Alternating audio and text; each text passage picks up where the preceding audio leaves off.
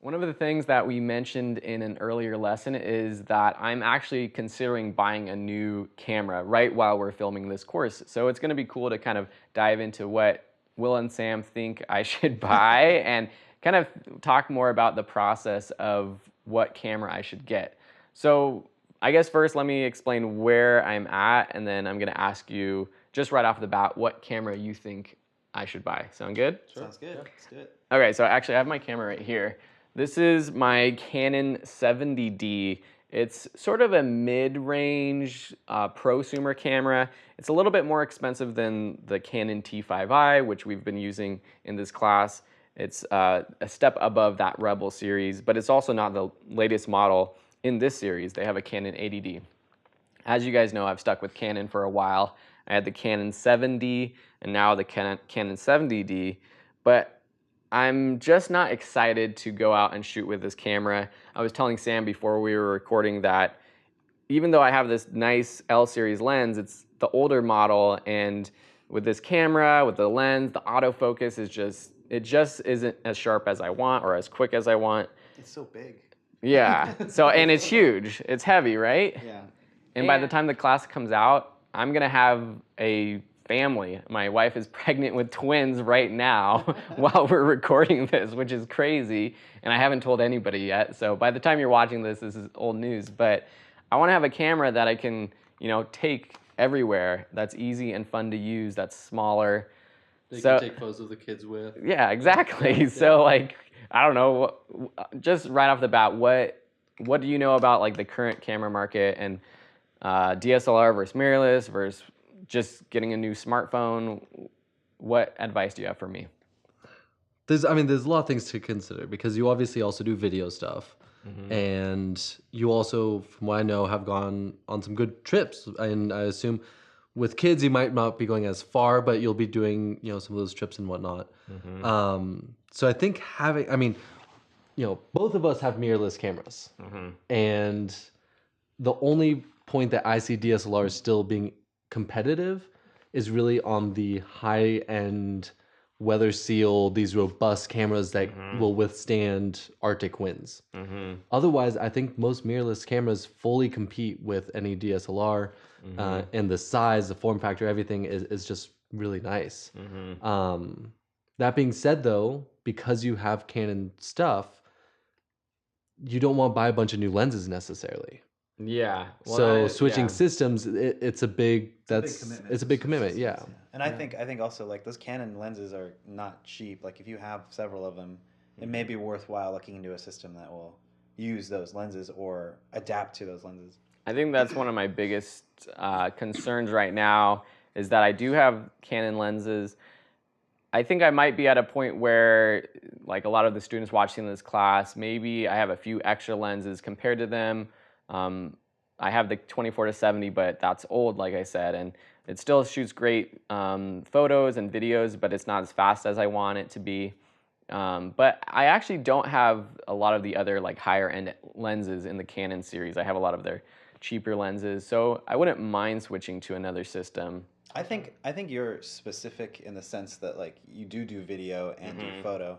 Now, if you separate those things, if you say like we're shooting this on a Canon C100, right? So that uses Canon lenses. Yeah. So if you get another camera that uses Canon lenses, you can share them. Yeah. However, if you sever those two things and you let that be its own business, and now it's Phil, the photographer. I want to go on vacations with my family. I just want to take great photos. Now that kind of opens you up to you can start all anew, right? Yeah. You can be a whole new system. You can start with whatever system you want and start building it up, and then just kind of separate business and pleasure, I guess. Yeah. So I guess it depends on what kind of photos you're going to be taking. And even at that, with having babies, toddlers, for the next few years, you're going to want to be, it's going to be personal. It's going to be more up close. You're not going to be needing a bunch of lenses. You could probably get one camera and just have a nice prime lens, or maybe a nice zoom, and that be it. And just it's fit for family photos and all that type of stuff. You work with your C100 for video stuff, and then when it's personal family time, you use your more compact whatever the new system is. Yeah. I also know that your dad has a Canon, right? So maybe you could gift him some of your old lenses or something, just so he can use keep it in the family type of thing. That's a good idea. I mean, when I was considering purchasing a new video camera, which we're shooting on right now, I was thinking about, should I just upgrade to a better DSLR or mirrorless that is great for both video or photo, which I think a lot of people watching this might be considering, like they want to do video and photo. So do I do the Panasonic GH5? Do I go with the Sony A7S or A7R, which have kind of gone crazy in the video market too? So that was definitely a consideration. But I think I decided on the Canon C100 for other reasons. It's bigger, it's better for video, but it obviously doesn't take photos. So now I am kind of separating video from photo. So I am happy to kind of dive into a new system. I guess right now, knowing that you use Fuji, you use Sony, I've used Canon, there's obviously other options out there. There's Nikon. We both shot Nikon for a long time. I mean, I was on a DSLR Nikon my entire photo up and coming career. What I've been shooting professional photos for 10 plus years now, and in the last year and a half, 2 years, I've completely switched over to Fuji. Well, because for the first time they can compete. Yeah, it's the first time where a mirrorless camera for me is held up to the standards of a DSLR. Is there any concerns I should have with, say I switched over to Fuji XT? I get XT2, or maybe they're coming out with an XT3 sometime, and I wait till that comes out. What, I guess, are the biggest drawbacks to switching to Fuji in that kind of form? So for me, as far as this mirrorless system goes, is they don't really have a full frame consumer mirrorless camera yet. So if that's something that you're interested in, as far as resolution, as far as light gathering, you'll probably maybe want to shy away from it. For me, the whole idea behind the Fuji was that it was small, it was lightweight, the lenses are not crazy expensive, the camera itself is not crazy expensive, and I can mod it from a professional camera shooting like this to, and you can do this with Sony too, but now it becomes, I have a nice little 23mm, nice little tiny travel camera that I can just kind of slip into wherever. As far as concerns go, I think the full frame to me is really the only thing that will sort of change your opinion on it. And it does good video, but it does not do as good video as the Sonys would do for by far, for sure. But again, if you're severing that, and we're just talking about photography here because it's a photo masterclass, I think it's fun. And on top of that, for me, Fuji just brought back the fun to taking photos, because it's all manual. It's like your old film cameras, and it's just, I don't know, it's just fun. And to me, that's a really important thing. If you're going to be taking photos, you want to make sure that you're still having fun with it. Not that you can't have fun with other cameras, obviously, and other cameras look great too. I think for me personally, this system just is nice. So concern-wise, though, just the full frame is the only thing that I think Fuji lacks, but for good reason, because of the size. Okay. And I mean, the quality of the Fuji glass, from what I've seen just using your camera, it's for the price point and everything, it's pretty incredible. Yeah, I mean, you can get almost all the same prime lenses for I wouldn't say half the price of most DSLR lenses, but pretty cheap, 2/3 the price at least. I mean, it's definitely cheaper. Yeah. If you're investing in a new system, Fuji's a really good way to go. And in the last 4 years, they've really started ramping up their X series stuff. And there's a bunch of different versions, they have a rangefinder version of this mirrorless camera that's even better for travel, that uses the same glass, and then they have a smaller version of each camera that's not weather sealed, but it's smaller, but it has the same sensor. So there's a lot of options in that world. Yeah. But as far as ergonomics and using it in full frame, that would be the only thing that may get you. And I haven't actually held Samsung all that much, but this is a little bit more easier and more robust, I guess, to hold than the Fuji. It's a little bigger. Okay, so switching gears to Sony, because Sony has really come on the market the past few years with their cameras. I mean, I feel like 10 years ago, you wouldn't have even thought about buying a Sony DSLR or mirrorless camera when thinking about getting a camera. So I've used the Sonys, and I'll be completely honest, and you guys know this, that I've tested both your cameras out, and I actually preferred the Fuji, but I feel like Sony has so much going for it. Yeah. So what's your argument for hopping on the Sony train? Well, so I definitely hopped on the Sony train because of video. I do both. I would say I do both equally even. Um, the Sony A7S, hands down for video, like way to go. But we're talking photo, and that's why I love this camera. I just got it. It's the Sony A7R III, 42 megapixel, full frame. I mean, it's massive. But you can choose to shoot in lower megapixels. Yeah. So I just had a family trip to Peru, and I was going around taking these photos. I can print those photos now. I'm printing one for my family, and it looks amazing when you blow it up and print it at a larger scale. Yeah. Of course, not everyone needs that though. And a 24 megapixel image, you can still blow that up plenty big and it'll look great. Yeah. And I think so. The thing that I realized when I used it, because I took it on a trip to Australia, and I was so not used to it that I didn't have fun using it. And I was also using an adapter with Canon glass, which was slow and annoying to try to get focus. Yeah. And so I feel like I didn't set myself up for success when testing it out properly. No. And I would like you to take it out again because I feel like it deserves a second chance. Actually, the Sony glass that comes with it, if you use native Sony glass on the A7s, it moves so quick. This it is so fast. the fastest. The A9 is actually a bit faster, but these cameras are the fastest autofocus cameras. I mean, the system's incredibly fast. Yeah. Maybe built-in lens rangefinder or point and shoot type things might have slightly faster. There's the smaller A6300. Yeah, which is crazy fast as well. That's a good camera too. Yeah, it's a really great camera. But this, I mean, on a professional level, this is an incredible camera. I will say the drawbacks. I love Fuji's layout. I love that you have shutter, you have ISO, you have lenses that pretty much all have the f-stops or iris control on the lens. It's a really nice. It is that sort of classic style. And people might say, oh well, it's digital age. I don't want classic styles. Well, no, like they It's did it fun, like that it's because easy. it's simple. Yeah, it's right there. It's easy to understand. That being said, I know my way around this camera. That it's all really quick for me. Yeah. I have my shutter here. I have my f-stop here. ISO is a quick button away.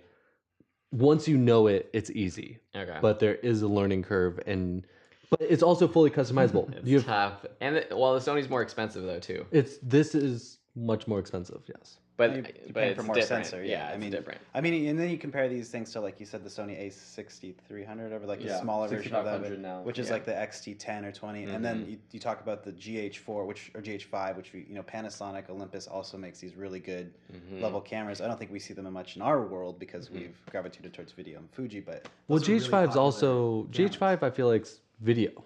Yeah. I feel like people really talk about that for video. Yeah. I don't know any photographers that use that. I think it's that if you get a GH5, you're getting it for video and you can take photos as a backup. But I think where I'm at, I'm looking for a photo camera. So just to kind of clear out the Air 2, is there a real reason for me to go for a really nice DSLR like a Canon 1DX or the new Nikon D850, which these are probably going to be old when you're watching this, so there's going to be new 2 days. models, but those are kind of the biggest, most professional cameras right now in the Canon and Nikon lines. Is there any? I mean, I don't think there's a reason for me to go that way. I really feel like unless you're going to be a true professional photographer and that is going to be a full-time everyday job, I don't think you need that much power personally. Yeah. I mean, I shoot photos pretty regularly for clients and for jobs, and I've even scaled back from that because these mirrorless cameras are so good and the price point is so good. Like, it takes a lot of money to invest in something. Right. I mean, when I was touring, both major event photographers I worked with were on 5D Mark IVs or and then even that got too slow for them, so they went to the 1DX or 1DC Canon, but they're taking thousands of photos every single day. Yeah. Every day for 365 days a year, they're taking an insane amount of photos. And those will go on to print, those will go on to so many different platforms. You need that level of quality.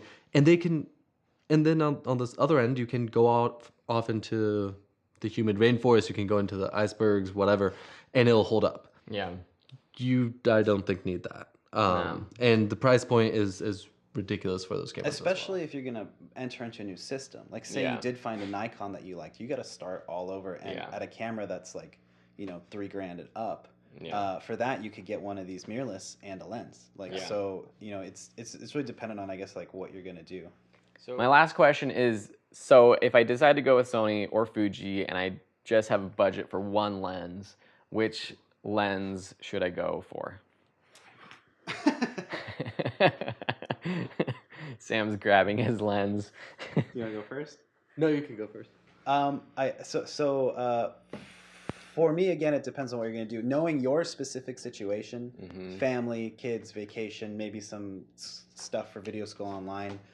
Most of the Fujis on my end will come with a kit lens. It's actually one of the best kit lens I've seen throughout my photo career. It's an 18 to 55. I think it's just like any other kit lens where it's like, a 3.5 to 4 when you zoom in. That's a pretty solid lens. That being said, with what you're doing, you could get, like, this one's a 23 millimeter. Sensor, It's only about $500. It feels like a 35 millimeter. It's a great walk around lens. This plus the kit lens that will come with your Fuji is like a fantastic starting point. And then you just go on from there. What you want? Do you want to do more landscapes? Get a wide. Do you want to do more, portraits? Get the 56 millimeter 1.4. So out the door, an XT2, which is the top of the line sort of mirrorless for Fuji right now. I'm sure it will change in the next week or two. This with the kit lens and this, you're walking out the door like $3,000 to $4,000. Okay. And so you've got like a whole system, 2 lenses, ready to go. Got it. Okay. And on the Sony side? I mean, there's so many different Sonys out there right now. Yeah. There's the A6500, the A7, the A7R, all of which I think are good cameras. Each, go up about $1,000, and the benefits are alongside that. The A6500, my cousin has. I've played around with it. It's great. Autofocus is incredibly fast.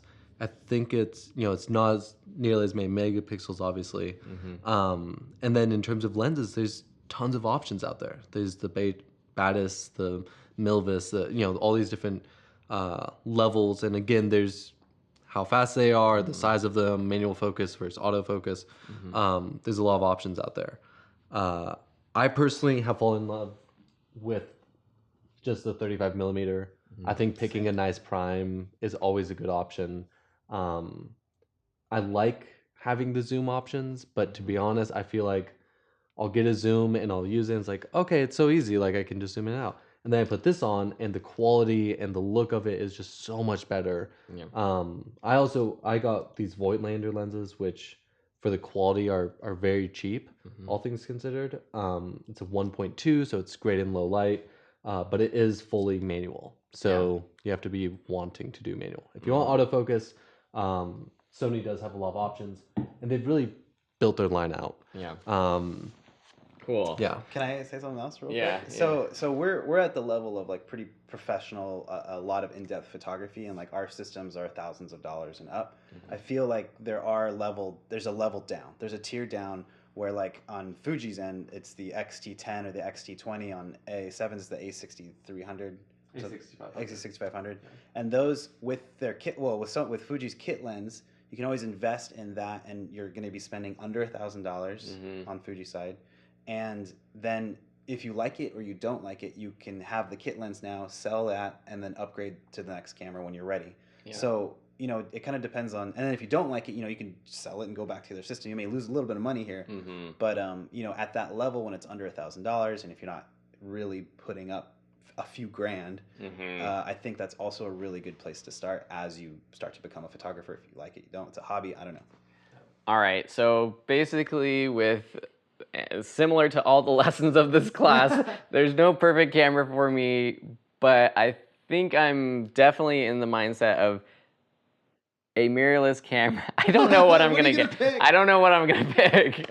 I feel like I'm going to have to, well, to be honest, I want to know if the XT3 is coming out. They're actually coming out, and again, this is going to change. This is so time sensitive. But as far as I know, Fuji rumor is that there's going to be a new XT2, like S or XT2 something, and it's going to have optical stabilization inside it, not in the lens, which will allow for like longer exposures, handheld, like a lot of cool stuff. But That being said, there will be an XT3 Yeah. probably within the year. I mean, Too. and that's the other thing is, and price point aside, the form factor of the Fujis is really nice. I think for anyone starting out with photography, we're talking about ISO, we're talking about shutter speeds, all these things, and to see the physical numbers right there, and as you turn a dial, you see the difference, is really nice. Yeah. The Sony, I do think you have to be a little bit farther along because they are more expensive, and you can get older generations that are fine, but their technology has just advanced so rapidly. So, yeah, it's. We're gonna have to do a follow-up video when I actually get my camera, which I'll do. I can't make a decision right now, but I am gonna switch from Canon. I'm not going to go with a big DSLR. It is gonna be a mirrorless camera, and it's gonna be. I don't know. I think maybe I'm gonna look at the 6500, the Sony 6500, or if there's a new model, and then it's probably gonna be that or maybe the XT2. So I don't know. Hopefully this kind of brainstorm has helped you understand what all of the things you should consider when buying a new camera and kind of see the inside scoop. So if you have any questions about where I'm at, where you're at, anything we talked about, let us know on the course and we'd be happy to help. And yeah, hopefully you enjoyed this video.